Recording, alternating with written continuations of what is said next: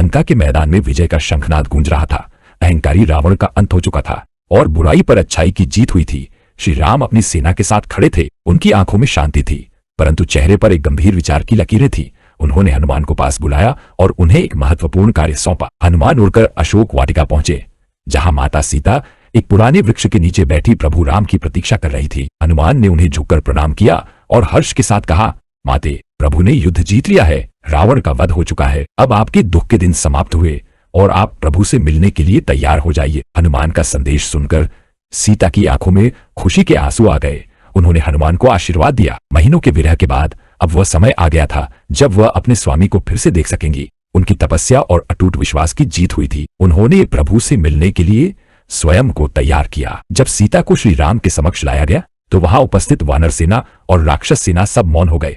श्री राम ऊंचे स्थान पर विराजमान थे। लक्ष्मण अपने भाई के बगल में खड़े थे, लेकिन उनका मन भारी था क्योंकि वे जानते थे कि मर्यादा पुरुषोत्तम राम अब क्या कहने वाले हैं। श्री राम ने सीता को देखा और गंभीर स्वर में बोले, सीता, तुमने शत्रुओं के घेरे में बहुत समय बिताया है। यद्यपि मुझे तुम पर पूर्ण विश्वास है, परंतु इस संसार की मर्यादा के लिए और समाज के संशय को मिटाने के लिए तुम्हें अपनी पवित्रता प्रमाणित करनी होगी। उनके कठोर शब्द सुनकर पूरी सभा स्तब्ध रह गई। सीता का हृदय कुछ पल के लिए कांप उठा, परंतु फिर उनके भीतर सत्य की शक्ति जागृत हुई। उन्होंने अपनी सहन शक्ति और मर्यादा का परिचय देते हुए कहा, हे आर्यपुत्र, यदि मेरे मन में आपके अतिरिक्त किसी और का विचार कभी नहीं आया तो यह अग्नि मेरा कुछ नहीं बिगाड़ पाएगी। लक्ष्मण, मेरे लिए अग्नि तैयार करो। लक्ष्मण की आंखों में आंसू थे, पर वे अपने भाई की मर्यादा और माता सीता के संकल्प को टाल नहीं सकते थे। उन्होंने भारी मन से लकड़ियां एकत्र की और एक विशाल चिता तैयार की।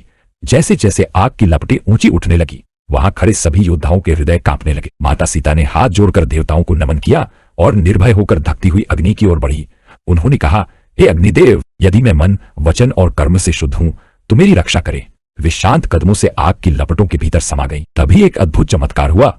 अग्नि की भीषण लपटों के बीच से साक्षात अग्निदेव प्रकट हुए। उनके हाथों में माता सीता सुरक्षित थीं। उनका एक बाल भी नहीं जला था।